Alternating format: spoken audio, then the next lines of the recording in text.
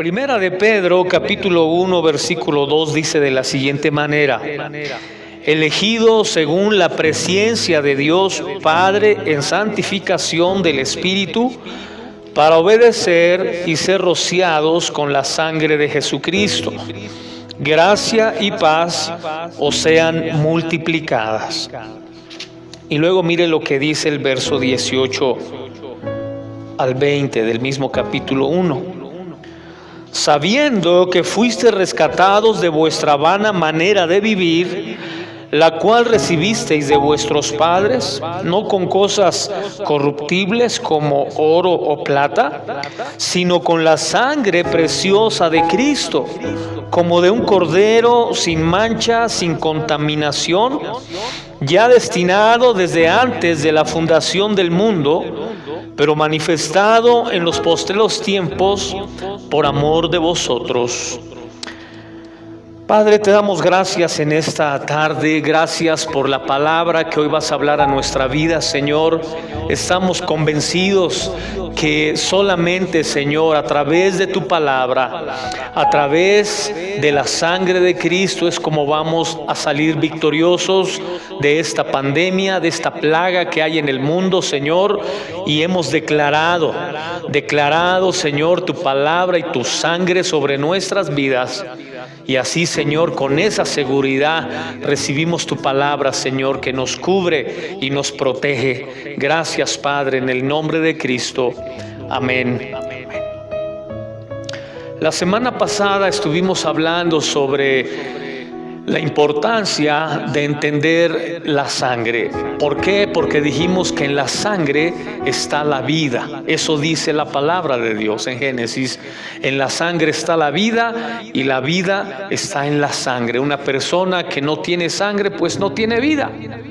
No tiene vida. Yo le digo siempre, lo primero que hacen a usted cuando no le encuentran una enfermedad y le van a hacer estudios, lo primero es sacar sangre.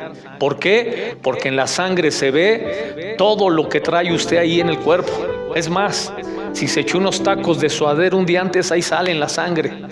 Tacos de suadero, mucha grasa en la sangre.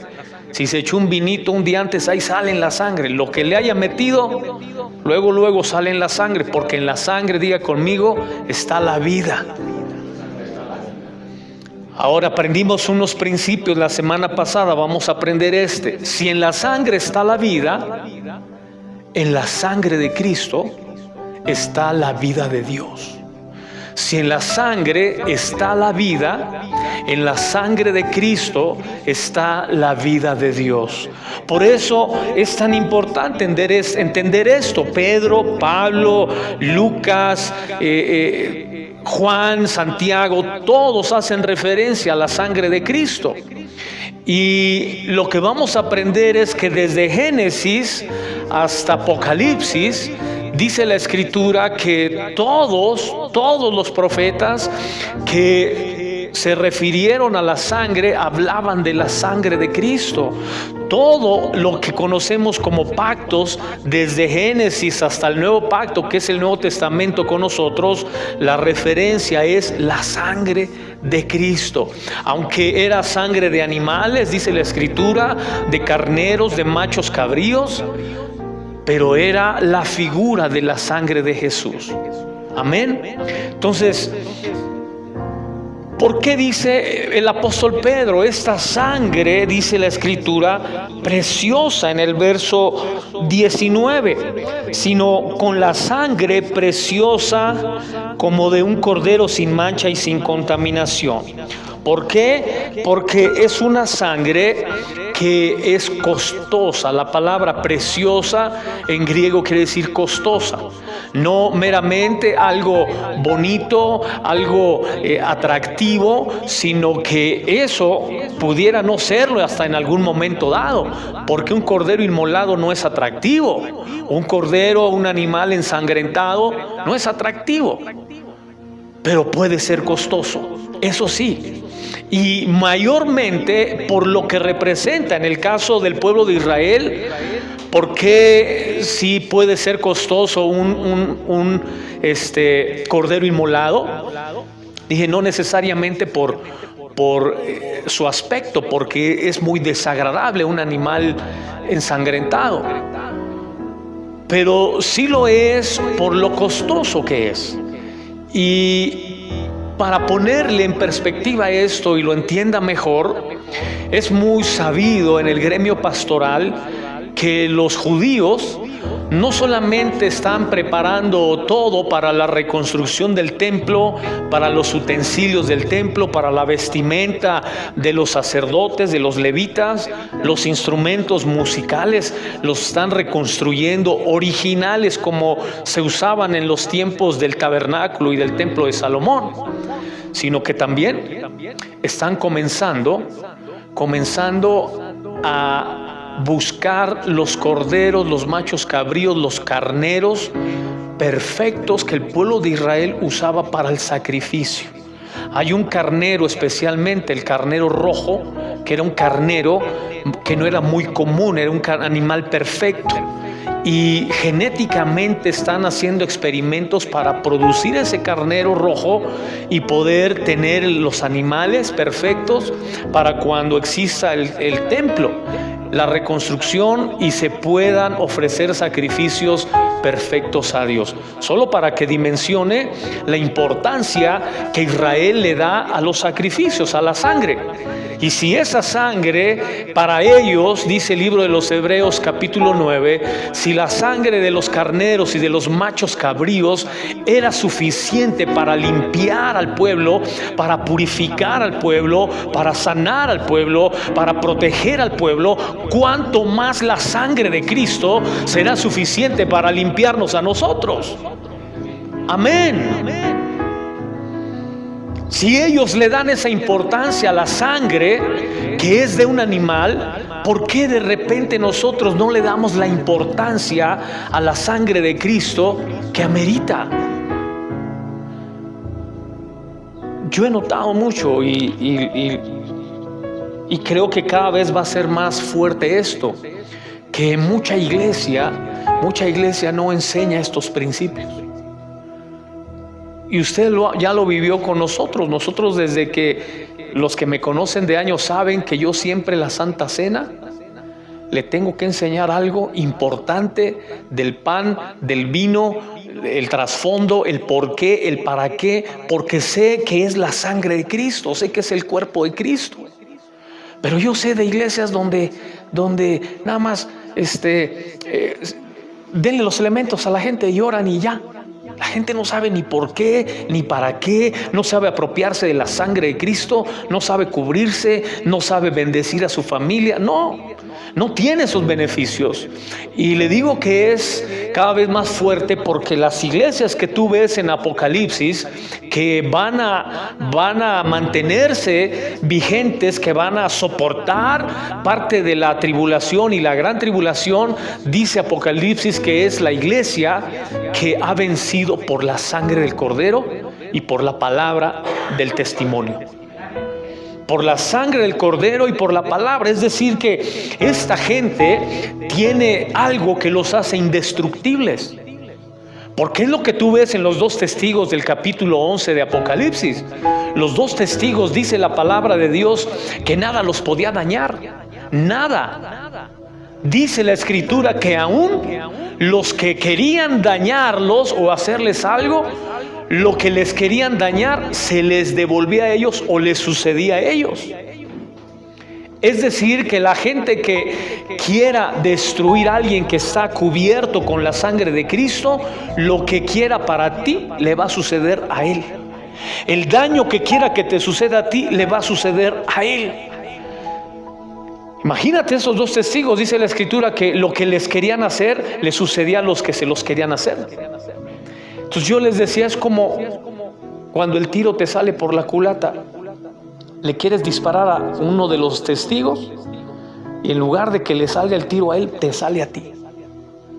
Ese es el poder de la sangre del Cordero, que muchas veces nosotros no le damos su lugar y que debemos estarlo haciendo cada vez más, porque usted va a aprender que toda la Biblia está haciendo un énfasis constante a la importancia de la sangre. Por ejemplo, Cuando Rahab la ramera, dice la escritura en el libro de Josué, dice la escritura que los espías, cuando iban a hacer la toma de un territorio que Dios les había prometido, y esta mujer tuvo una sola cualidad en su vida y le sirvió por la eternidad.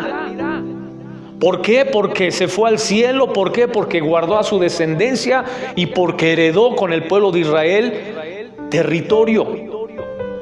Pero cuando ella escondió a los espías en su casa, sin conocerlos, sin saber quiénes eran, solamente como un acto de fe, dice Hebreos 11, por la fe Rahab la ramera no pereció juntamente con los desobedientes, habiendo escondido a los espías en paz. Y los espías le dijeron: ¿sabes cuál va a ser la señal de que lo que te estoy diciendo se va a cumplir? Esta: pon un listón de grana en tu casa. Un listón rojo lo pondrás en tu casa. Cuando llegue la destrucción aquí, tu casa va a ser la única que no va a ser tocada. Pues está hablando de la sangre de Cristo. El cordón de grana, el cordón rojo, era una figura, una sombra de la sangre de Cristo. Y dice la escritura que así fue. Llegó la destrucción, hicieron pedazos todo ese lugar, y la única casa que quedó en pie junto con su familia fue la casa de Rahab la ramera. ¿Cuántos dicen amén? Así están nuestras casas, hermanos. Así están nuestras casas.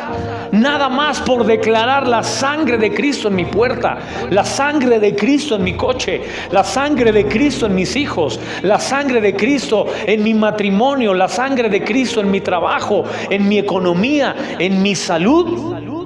Viene la peste y tú quedas de pie, y tu casa queda de pie, y tu coche queda de pie. Amén. Sin embargo, hay un requisito. Hay un requisito. Para que usted pueda apropiarse de la sangre de Cristo, usted tiene que tener fe. Mire, vaya a la escritura. ¿Quiere ver esto? Vaya por favor a Romanos capítulo 3, verso... Romanos capítulo 3, verso 24 y 25.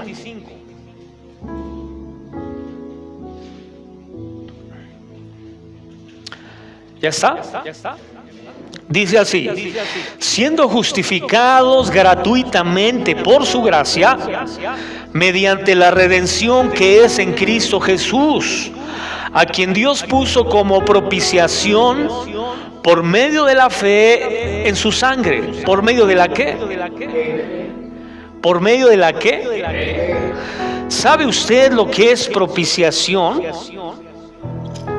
Cuando dice el texto, dice como propiciación por medio de la fe en su sangre, para manifestar su justicia a causa de haber pasado por alto en su paciencia los pecados pasados.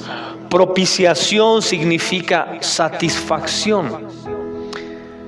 Dios está satisfecho cuando tú pones tu fe en la sangre de Cristo. ¿Por qué?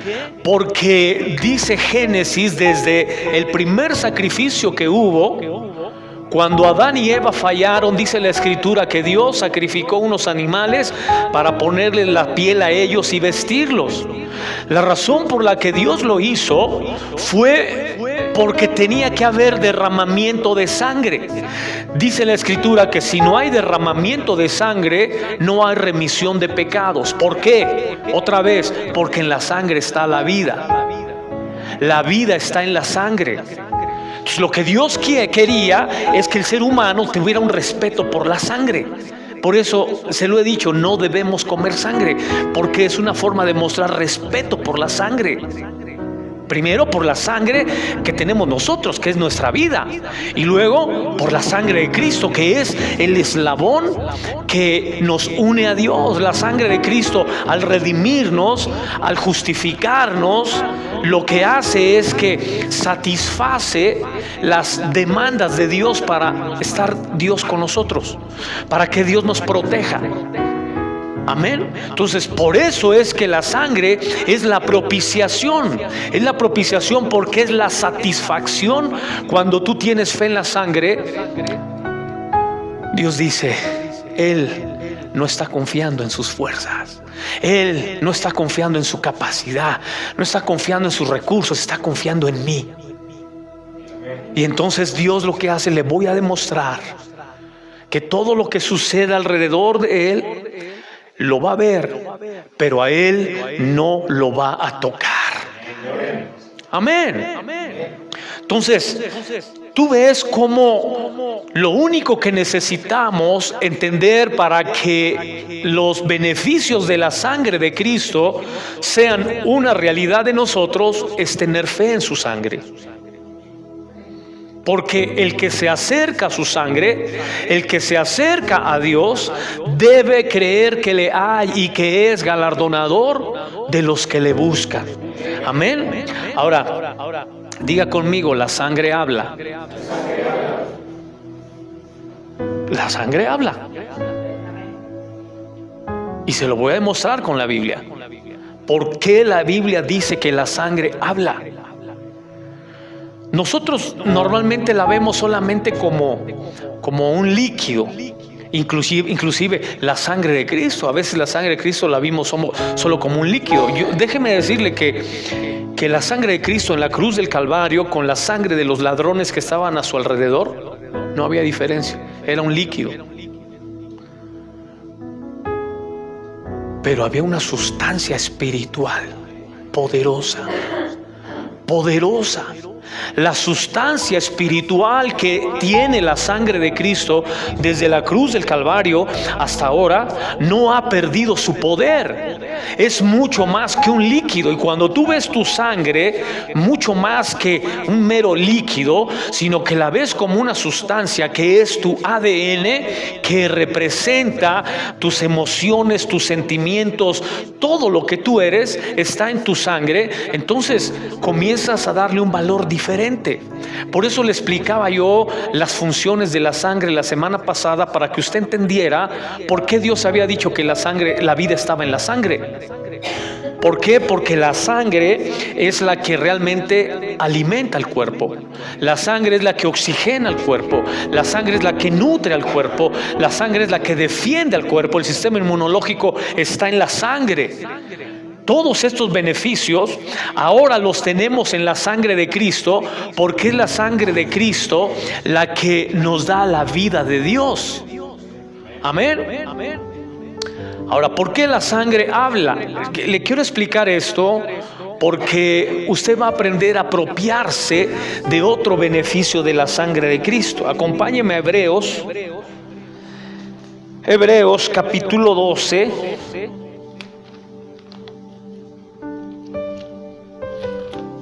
Hebreos capítulo 12, verso 22 al 24 de Hebreos 12.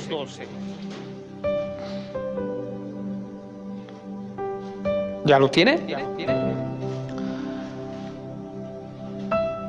Sino que os habéis acercado al monte de Sión, a la ciudad del Dios vivo, Jerusalén la celestial, a la compañía de muchos millares de ángeles, a la congregación de los primogénitos que están inscritos en los cielos, a Dios el juez de todos, a los espíritus de los justos hechos perfectos. Diga conmigo, yo soy un espíritu hecho perfecto. Verso 24, a Jesús el mediador del nuevo pacto y a la sangre rociada que habla mejor que la de Abel. ¿Qué hace la sangre de Cristo? ¿Qué hace la sangre de Cristo? Habla. ¿Habla mejor que la de quién? ¿quién era Abel? Ahorita vamos a ver quién era Abel. Pero lo que quiero que entienda primero es la importancia de entender cómo es que la sangre habla y por qué y para qué. Entonces tú ves en Hebreos 11, verso 4, cuando te dice que por la fe Abel ofreció a Dios más excelente sacrificio que Caín, por lo cual alcanzó testimonio de que era justo, dando Dios testimonio de sus ofrendas, y muerto aún habla por ella. Así dice Hebreos 11:4, y muerto aún habla por ella. Su sangre sigue hablando. ¿Cómo está esto? ¿Cómo está esto? ¿Por qué? Porque Abel es un tipo, una sombra, una figura de Cristo, un paralelismo a Cristo. Abel fue un mártir. Cristo fue un mártir. Abel fue matado por su hermano. Cristo fue matado por sus hermanos.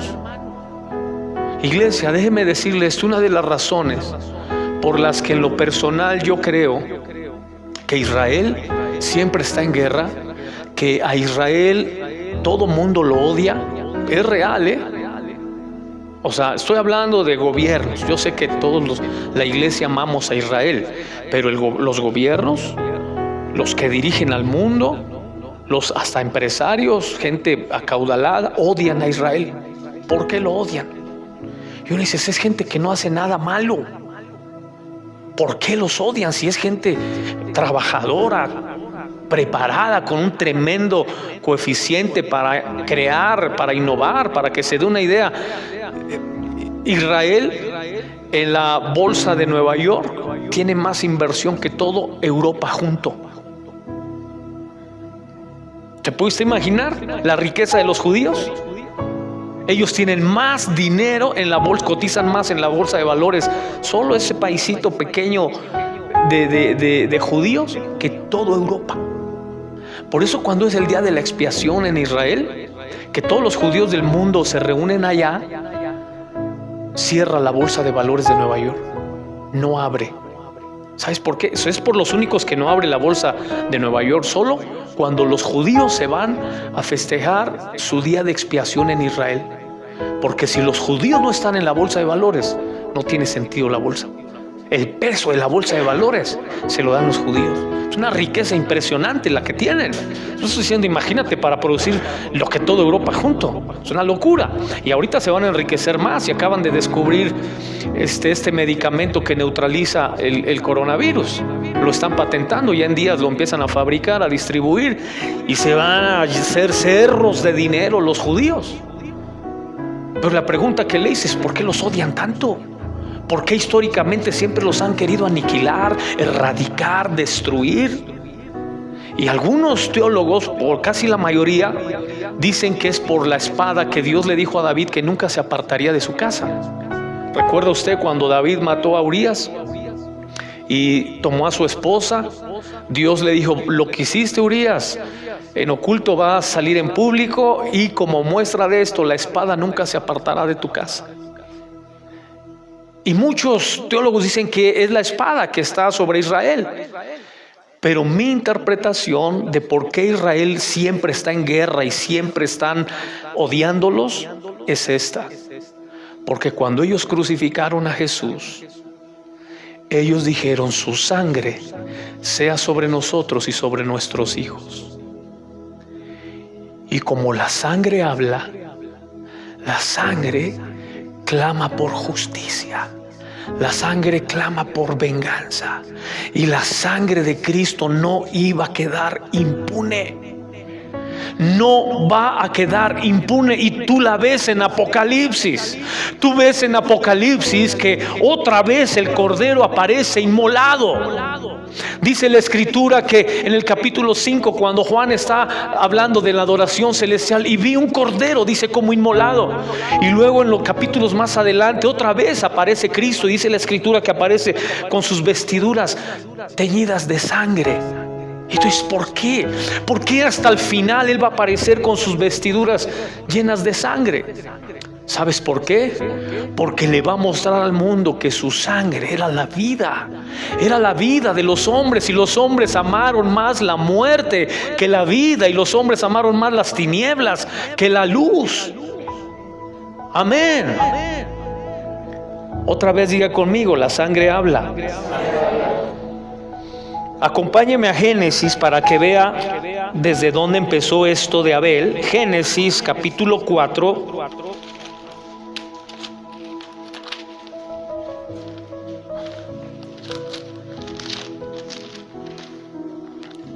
Génesis capítulo 4, verso 1 en adelante. Dice la escritura: conoció Adán a su mujer Eva, la cual concibió y dio a luz a Caín, y dijo: por voluntad de Jehová he adquirido varón. Después dio a luz a su hermano Abel, y Abel fue pastor de ovejas, y Caín fue labrador de la tierra. Y aconteció, andando el tiempo, que Caín trajo del fruto de la tierra una ofrenda a Jehová, y Abel trajo también a los primogénitos de sus ovejas, de lo más gordo de ellas. Y miró y Jehová con agrado a Abel y a su ofrenda, pero no miró con agrado a Caín y a la ofrenda suya. Y se ensañó Caín en gran manera, y decayó su semblante. Entonces Jehová dijo a Caín: ¿por qué te has ensañado? ¿Y por qué ha decaído tu semblante? Si bien hicieres, no serás enaltecido. Si no hicieres bien, el pecado está a la puerta. Con todo esto, a ti será tu deseo. Con todo esto, a ti será tu deseo, su deseo, y tú te enseñorearás de él. Y dijo Caín a su hermano Abel: salgamos al campo. Y aconteció que estando ellos en el campo, Caín se levantó contra su hermano Abel y lo mató. Y Jehová dijo a Caín: ¿dónde está Abel, tu hermano? Y él respondió: no sé, ¿soy acaso guarda de mi hermano? Y él le dijo: ¿qué has hecho? La voz de la sangre de tu hermano clama a mí desde la tierra. La voz de la sangre de tu hermano clama a mí desde la tierra. ¿Ve cómo la sangre habla? ¿Cómo tiene voz?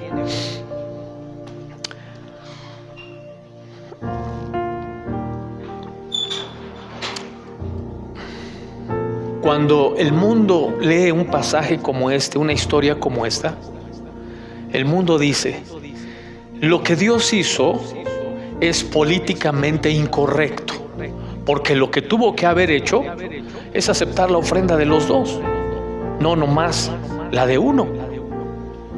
¿Por qué no aceptó la de los dos? ¿Tú qué harías? El humanismo te dice: ¿usted qué haría? Los dos se esfuerzan por traerle lo mejor y usted escoge a uno. ¿Qué dice el mundo? No, ¿cómo? ¿Qué injusto? ¿Qué mala persona? ¿Por qué prefiere a uno más que a otro? Y parece que eso no tiene una explicación justa. Creo que les recomendé en estos días, los que estaban yendo a la serie de Apocalipsis, les recomendé la película de La Montaña. La Montaña es una película donde se le muere una hija a un hombre, y el hombre cuestiona a Dios, y Dios es injusto, y Dios es esto, y Dios es lo otro. Al hombre le quedan 2 hijos. Es una historia muy buena, muy reflexiva, se la recomiendo. Le quedan 2 hijos, y en un momento él tiene una experiencia, y un ángel permite que se siente en el trono para hacer justicia. Y le dice: ok, tú vas a ocupar el lugar de Dios.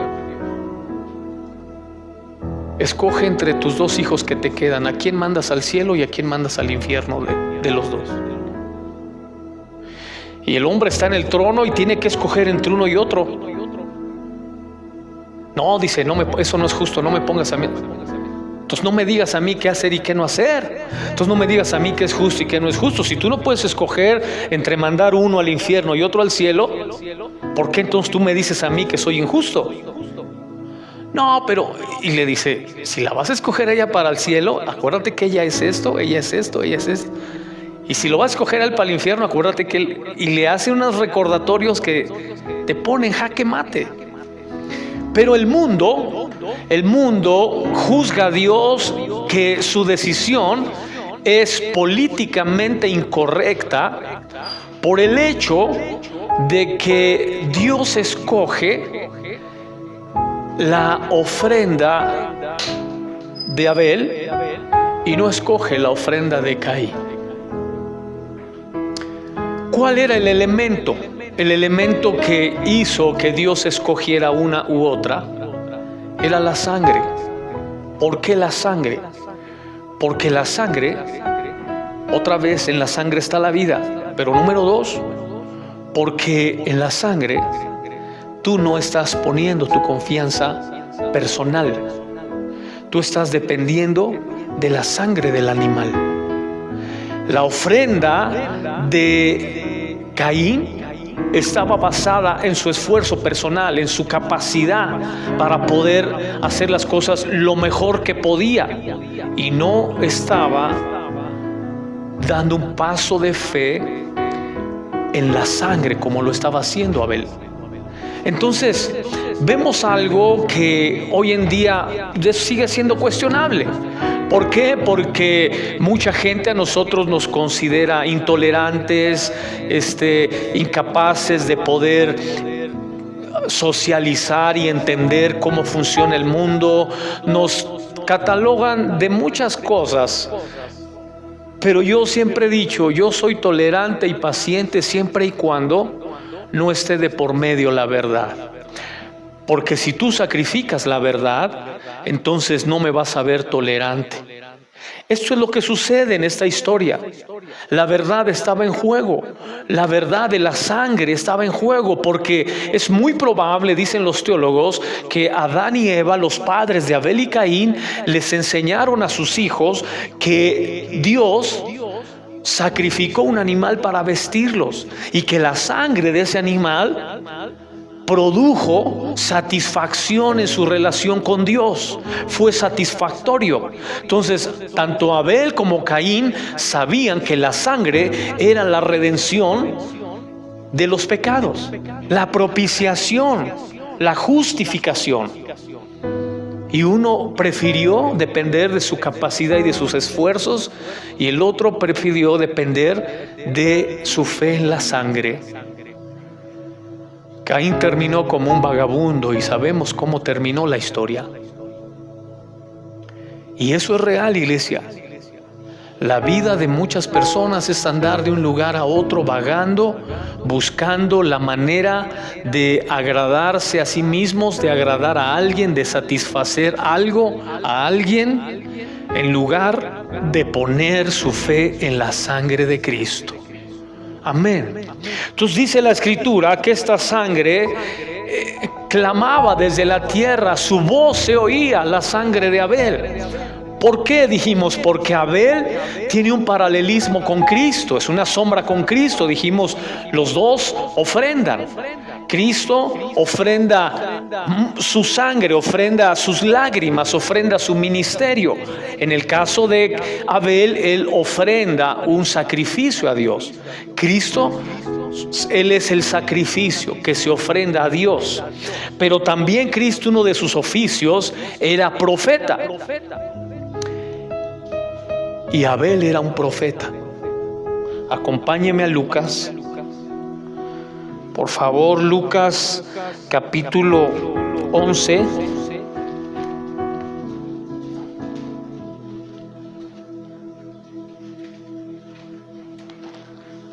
Lucas 11, versos 49 al 51.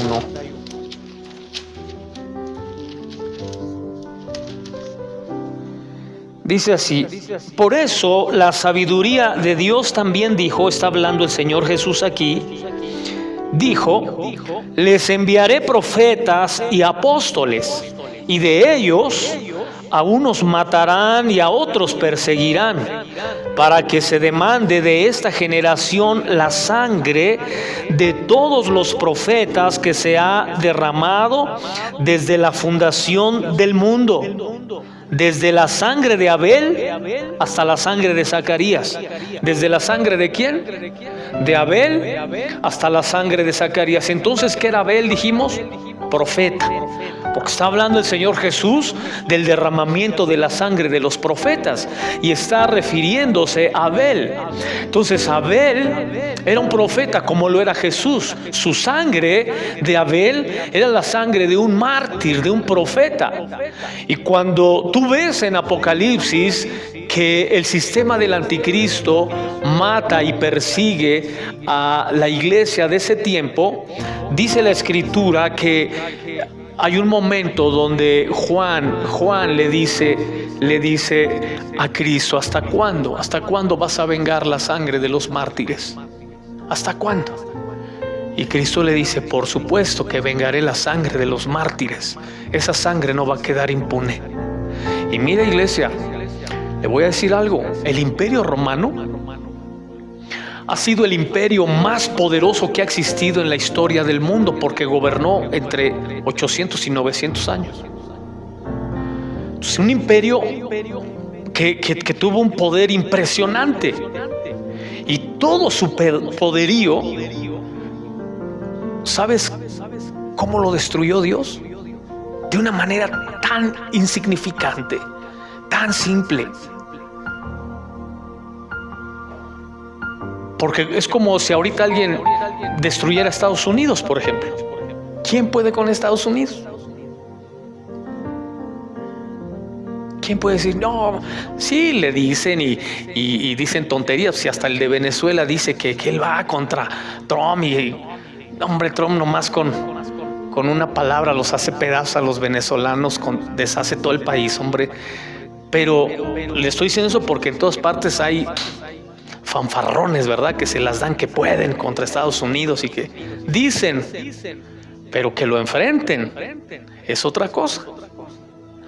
El Imperio Romano tenía ese poder. Nadie les podía hacer frente, nadie. ¿Y sabe quién los conquistó?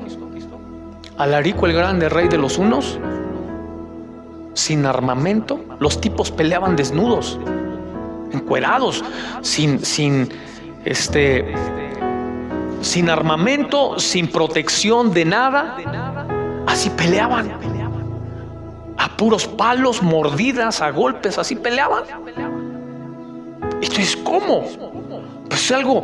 Por eso cuando San Agustín escribe su libro La ciudad de Dios, que es la forma de defender la teoría de por qué cayó el Imperio Romano, lo hace porque era increíble que los hunos los conquistaran.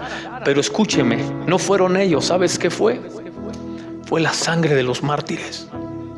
Los mártires que sacrificó el Imperio Romano. Miles y miles y miles de mártires en las arenas romanas dejaron sus vidas por Cristo. Y eso no se iba a quedar así. Eso Dios no lo iba a dejar impune. Hasta hoy nunca Roma se volvió a levantar, nunca, hasta hoy. Bueno, y ahorita menos, con el coronavirus les ha pegado muy fuerte a los italianos, menos, ¿verdad? Pero es que la sangre habla, hermanos, especialmente cuando esa sangre está cubierta con la sangre de Cristo. Cuando la sangre de Cristo cubre una vida, cubre un ministerio, cubre una casa, cubre algo que nosotros representamos, es imposible que quede impune. Dios está oyendo la injusticia, Dios está oyendo el maltrato, Dios está oyendo el robo, Dios está oyendo el desprecio, el rechazo. Dios lo está oyendo, y en algún momento Él va a hacer venganza. Eso lo ves en la palabra de Dios. Ves en la palabra de Dios que Dios vengaba la sangre. La sangre de Abel no quedó así.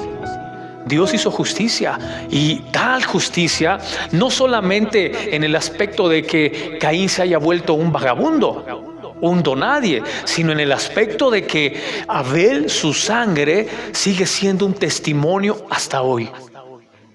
Y eso es, iglesia, lo que creo que tú y yo queremos ahora que tenemos al Señor. Lo que queremos es que aunque no estemos nosotros, nuestros hijos, nuestros nietos, Sigan al Señor.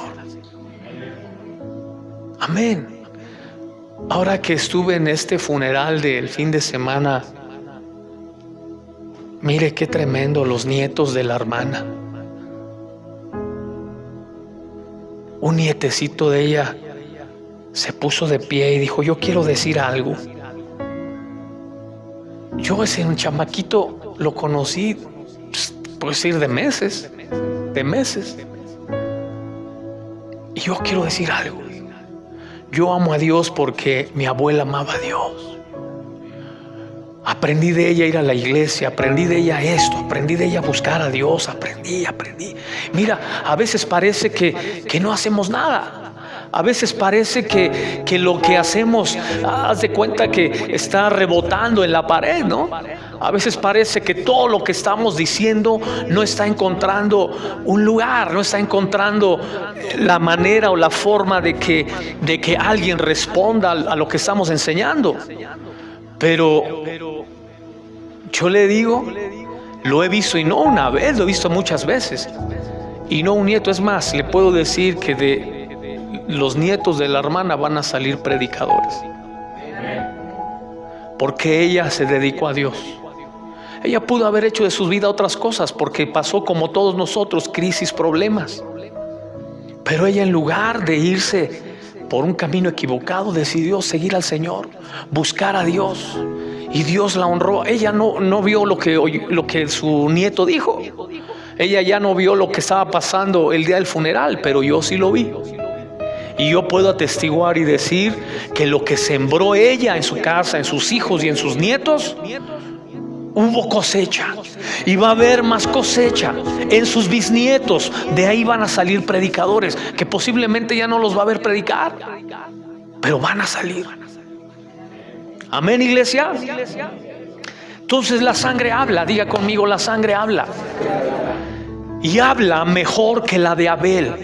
¿Por qué? Porque es la sangre de Cristo.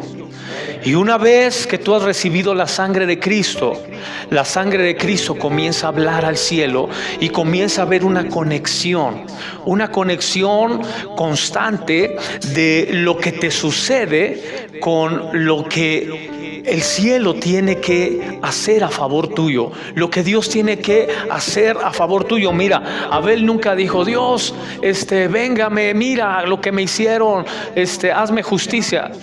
No, lo más probable es que este tipo, Caín, lo sorprendió, ni chance le dio, como decimos acá en México, de decir agua va. Pero la sangre habla. Él no habló, pero la sangre habló. Y la sangre desde la tierra, dice la Escritura, alzó su voz y clamó por justicia. Y Dios le hizo justicia. Amén. Si hay algo que tenemos que entender, especialmente en estos momentos, es que, mire, ayer me decía un alumno en la clase, me decía: pastor, yo estoy en un buffet. Ahora que empezó este problema, tengo un buffet, y ahora que empezó este problema, nomás quedamos en el buffet 2. Yo y un compañero que trabaja conmigo, y los demás se fueron a sus casas. Y todo este tiempo solo él y yo hemos trabajado. Y me dice: pero es sorprendente. Él lo diagnosticaron con COVID, está hospitalizado gravemente, y yo solo me quedo en el buffet, sin enfermedad, sin COVID y sin nada. Y compartíamos todo, escritorios, accesorios de oficio, todo lo compartíamos juntos. Él está hospitalizado grave y yo estoy aquí. Y le digo: ¿y por qué crees? Por la sangre. Hermanos, la sangre, cuando tú aprendes a marcar una línea de sangre sobre tu vida, sobre tu casa, sobre tu negocio, sobre tus cosas, el enemigo no puede pasar esa línea. Amén. Es una frontera de sangre que resguarda lo que Dios declara como de su propiedad, lo que Dios declara como algo de tanto valor que dio la sangre de su Hijo para que esa cosa, ese lugar que tú representas, esas personas que están conectadas a ti y que tú representas, sean guardadas. Pero ¿qué necesitamos al principio? Dijimos fe. Fe en que la sangre de Cristo es la que nos cubre y nos protege. Amén. ¿Está listo para hacer esta frontera de sangre? ¿Está listo para que este río de sangre, desde Génesis hasta Apocalipsis, por causa de Cristo, comience a fluir? Iglesia, y si por ahí se encuentra el enemigo, ahóguelo en la sangre de Cristo. Así se le trata al enemigo. Te ahogo en la sangre de Cristo. Te reprendo con la sangre de Cristo. Te marqué línea de sangre, no puedes pasar. Te marqué una frontera, no puedes tocar a mis hijos. Te marqué un lugar. Le decía a los hermanos hace un momento un testimonio de un hermano que conocí en mis años mozos de pastor, el hermano Don Gosset. Él escribió un libro muy bueno que se lo recomiendo. Se llama Lo que dices recibes, de Editorial Vida. Y Don Gosset dice que cuando él comenzó a escribir libros, empezó a viajar mucho, a compartir. Dice que una vez se subió a su coche y sus papás o los abuelos de sus hijos eran quienes se quedaban con ellos cuando ellos salían a giras de enseñanza y de predicación. Y dice que un día se subió a su coche y literalmente oyó la voz del diablo que le dijo: voy a matar a tus hijos. Dice que se quedó sentado en el coche y dice: yo sabía que era la voz del diablo porque es el único que mata, destruye y roba. Dijo: voy a matar a tus hijos. Y le dijo: voy a mandar 5 lobos que voy a infectar de rabia para que muerdan a tus hijos y los maten. Él vivía en una montaña. En Estados Unidos es muy común, la gente vive muy apartada, no creo que como nosotros acá que estamos todos como muéganos, no. Ellos se alejan a las montañas a vivir y bajan allá una vez al mes nada más a comprar víveres o a hacer cualquier cosa. Y dice que se bajó de su coche cuando oyó esa voz y comenzó a caminar alrededor de su casa, declarando una línea de sangre. La sangre de Cristo protege y cubre mi casa, a mis hijos, a mi familia. Se subió a su coche y se fue de gira. Dice que al mes, dice que hacía giras de 2-3 meses. Al mes andaba por Europa y su hermano le mandó una carta. En aquel tiempo cartas, no había nada de internet. Y dice que la carta decía: hermano, dice, ¿dónde andas? Dice: vine a visitar a mis papás y me di una vuelta aquí por la casa y encontré 5 lobos muertos alrededor de la casa. No pudieron pasar la sangre de Cristo y no la van a pasar. Donde está su sangre no puede pasar el enemigo. Póngase de pie, vamos a orar. Aleluya.